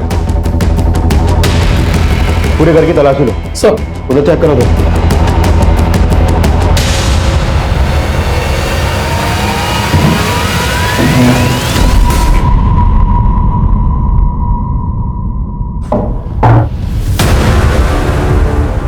माने सर, ये खून के धब्बे लग रहे हैं मुझे। फोरेंसिक टीम को बुलाओ और ये ब्लड पार्टिकल बिलाल की डेड बॉडी से मैच करके देखो। हो सकता है ये उसी का ब्लड हो।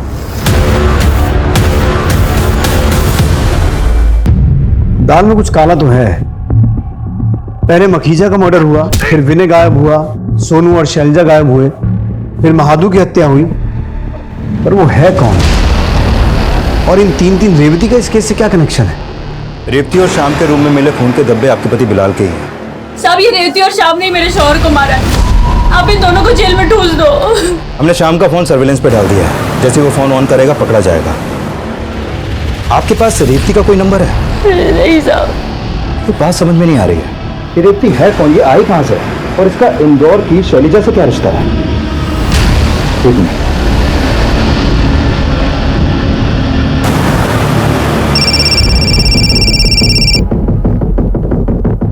जय हिंद। जय हिंद। मैंने आपको यह बताने के लिए कॉल किया है कि रेवती ने जिस नंबर से शैलजा को मदद मांगने के लिए मैसेज भेजा था, वो नंबर एक्चुअली मुंबई के बिलाल का है, लेकिन अभी उसका मर्डर हो चुका है। और बिलाल के मर्डर में हमारे सस्पेक्टेड क्रिमिनल बिलाल का एक दोस्त है श्याम और उसकी गर्लफ्रेंड रेवती है, और अभी ये दोनों ही फरार हैं। मैं आपको शैलजा केस से जुड़ी रेवती की फोटो दिखाता हूँ, आप देख के बताइए कि बिलाल केस से जुड़ी रेवती सेम है या अलग है। ये देखिए, ये देखिए, यही वो रेवती है जो श्याम के साथ रहती थी। हाँ सर, यही है रेवती, और इन दोनों ने ही मिलकर मेरे पति को मारा है। तो शैलजा के घर आई रेवती ही मुंबई गई थी, इसका मतलब है रेवती नंबर 2 और 3 सेम है। तो क्या इसी रेवती ने महादू की हत्या की यहाँ इंदौर में और वहां मुंबई जाके बिलाल की हत्या की? खैर, आपको अगर रेवती मिलती है तो हमें इन्फॉर्म कीजिए। श्योर। जय जय। हाँ, very good, thank you sir. आपका शक बिल्कुल सही निकला। माखीजा के मोबाइल में विनय और मेखला के जो पिक्चर्स मिले थे, वो हमारी टीम ने बहुत डिटेल में स्टडी किया। उसमें माइक्रो लेटर्स में उस मोबाइल कंपनी का वाटरमार्क है जिसमें पिक्चर्स खींचे गए थे, लेकिन पिक्चर्स खींचने वाले ने ब्लूटूथ के जरिए पिक्चर्स ट्रांसफर किए थे, इसलिए ज़्यादा कुछ पता नहीं चल पा रहा था। पिक्चर्स क्लिक किसने की? मेखला के ड्राइवर ने। तुम मेखला के ड्राइवर हो? जी सर।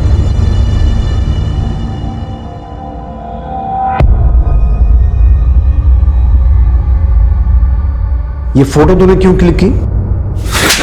सर बताता हूँ सर, मैम कहाँ जाती कब किधर जाती मुझे सब पता होता था।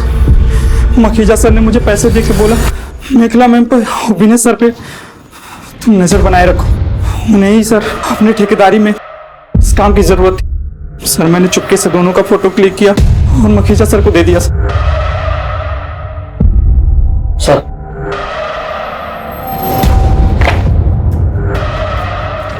सर इसके कॉल डिटेल्स आ गए। जिस वक्त मखीजा का मर्डर हुआ था तो उसके घर के आसपास क्या कर रहा था? कहीं तूने ही तो मखीजा का मर्डर नहीं किया? नहीं साहब, मैं तो मेखला मैम को लेके गया था। लेकिन सर मखीजा के मर्डर के समय मेखला का फोन तो उनके घर पे था। मेखला का फोन घर पे था, मेखला घर पे नहीं थी। कहाँ गई थी आप? मैं अपने घर पर ही थी। आपके ड्राइवर ने बयान दिया है कि उस दिन वो आपको मखीजा के घर लेके गया था। मेखला जी, आपके घर से लेकर मखीजा के घर तक जितने भी सीसीटीवी कैमरा हैं, हमने सबकी फुटेज मंगवाई है। किसी न किसी सीसीटीवी में आप कैप्चर हो जाएंगे। आप पढ़ी लिखी महिला हैं, यहाँ तो बड़े बड़े क्रिमिनल्स पुलिस की मार सह नहीं पाते और सच उगल देते हैं। और सोच लीजिए आपका क्या होगा। नीतू, इन्हें तब तक मारो जब तक ये सच न बोले। मैं सब सच बताती हूँ। आई एम सॉरी, मैंने मखीजा को जानबूझकर नहीं मारा। उसने दोपहर 12 बजे सोशल नेटवर्किंग साइट पे हमारे पिक्चर्स वायरल करने की बात लिखी थी। मैं डर गई थी। उससे यही रिक्वेस्ट करने के लिए मैं उसके घर पर गई, लेकिन उसने वहां बदतमीजी की। मैं बहुत गुस्से में आ गई और मैंने जैसे तैसे अपने आप को कंट्रोल कर लिया। ये सोच लिया कि जो होना था सो हो गया। मुझे एक आइडिया आया, अगर इस मर्डर का ब्लेम विनय पे आता है तो उसकी वाइफ को हमारे रिश्तों के बारे में पता चलता और वो उसे छोड़ देती, फिर मैं विनय के साथ शादी कर पाती। मैंने विनय को प्रमोशन देके उसके लिए एक आईडी कार्ड बनवाया था। उसे सरप्राइज देना चाह रही थी, तो वही आईडी कार्ड मैंने मखीजा के डेड बॉडी के पास रखा। आपने अपने ही बॉयफ्रेंड को मर्डर केस में फंसाने की कोशिश की? वो तो बस थोड़े दिनों के लिए ही फंसता ना, क्योंकि वहां पर ना तो विनय के फिंगरप्रिंट्स थे और ना ही कोई सबूत था, क्योंकि विनय वहां पर गया ही नहीं था और उसने मर्डर किया ही नहीं था। तो वो बस थोड़े दिन में ही बच निकलता। अभी कहाँ है विनय? यही तो समझ में नहीं आ रहा है सर, लेकिन पता नहीं क्यों मेरा मन कह रहा है कि विनय खतरे में है। प्लीज उससे बचा लीजिए। कहीं ऐसा तो नहीं कि इतना कुछ होने के बाद भी विनय ने शादी से मना कर दिया और आपने उसे मार डाला और उसके परिवार को अगवा करके उनके साथ भी कुछ भला बुरा किया? मैंने सिर्फ मखीजा को मारा है और वो भी एक्सीडेंटली। अलग अलग हादसों से जुड़ी रेवती नंबर 2 और रेवती नंबर 3 अलग अलग नहीं है, बल्कि एक ही रेवती है। इस हैरत अंगेज सच के सामने आने से इस केस में एक बड़ा उलटफेर हो गया। सारे बिखरे हुए पहलू एक दूसरे से जुड़ गए और होली के दिन शुरू हुई अपराधों की ये कड़ी पुलिस के सामने खुलने लगी। अब जरूरत थी उन सभी अपराधियों को पकड़ने की, विनय और उसके परिवार को बचाने की। पुलिस तुरंत एक्शन में आ गई। मिशन रिस्की था, लेकिन रिस्क तो पुलिस की ड्यूटी का एक अहम हिस्सा है। और इसी दौरान पुलिस को एक अहम खबर मिली।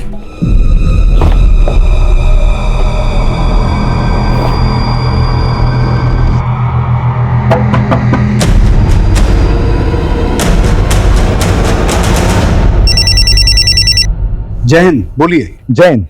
हमने रेवती को पकड़ लिया है। रेवती, तुम्हारे चक्कर में इतने सारे कांड हो गए, अब सब कुछ साफ साफ बताओ। तुम दोनों ये बताओ कि बिलाल को क्यों और कैसे मारा।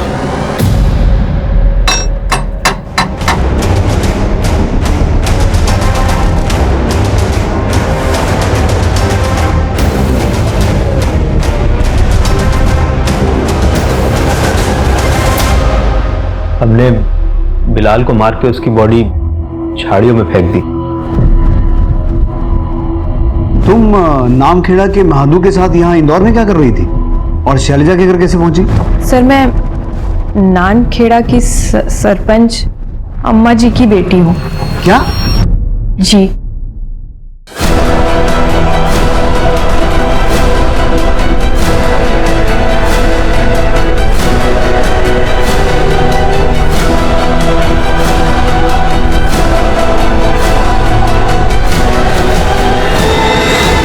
फिर मैं श्याम की मदद से इन सब से दूर मुंबई चली गई।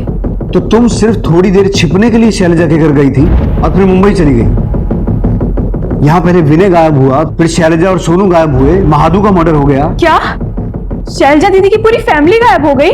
हे भगवान, कहीं मेरी अम्मा जी को ये पता तो नहीं चल गया कि मैंने उनके घर में आश्रय लिया था और अम्मा जी ने तो उन्हें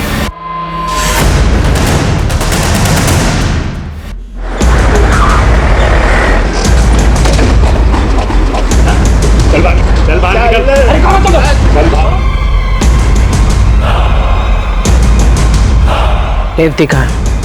उसे तो मैंने कॉलेज के गेट पे छोड़ दिया था। मुझे कैसे पता होगा कि वो कहाँ?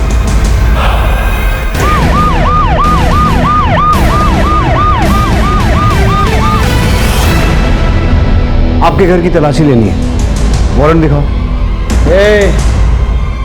ये आज की सरपंच और आने वाले कल की विधायक जी का घर है।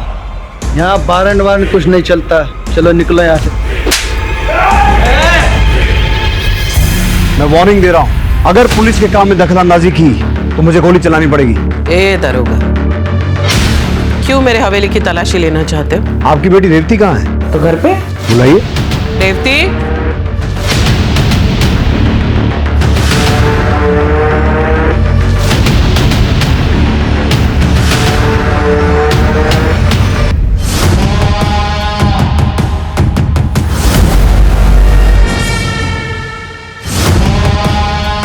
ये है ना आपकी बेटी रेवती। आप समझिए आप कि आपके घर की तलाशी क्यों लेनी थी। तलाशी लो पूरे घर की।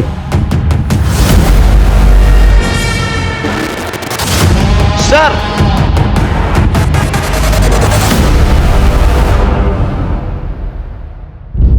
विजय, अब बताएंगी महादू को कैसे मारा?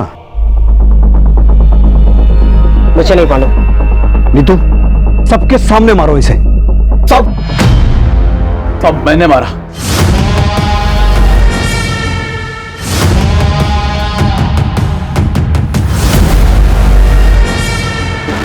हमारे खानदान की इज्जत का सवाल था, इसलिए मार दिया। अजय, अंदर डालो इन्हें और इतना मारो कि सपने में भी लॉकअप दिखाई दे, क्योंकि ये सिर्फ खूनी और अपराधी नहीं है, वैसी है जिन्होंने एक गर्भवती महिला के साथ ऐसा अत्याचार किया है कि उसके पेट में पल रहा बच्चा भी मर गया। और अम्मा जी, पूरी कोशिश करूंगा कि कानून आपको कम से कम फांसी की सजा तो दे।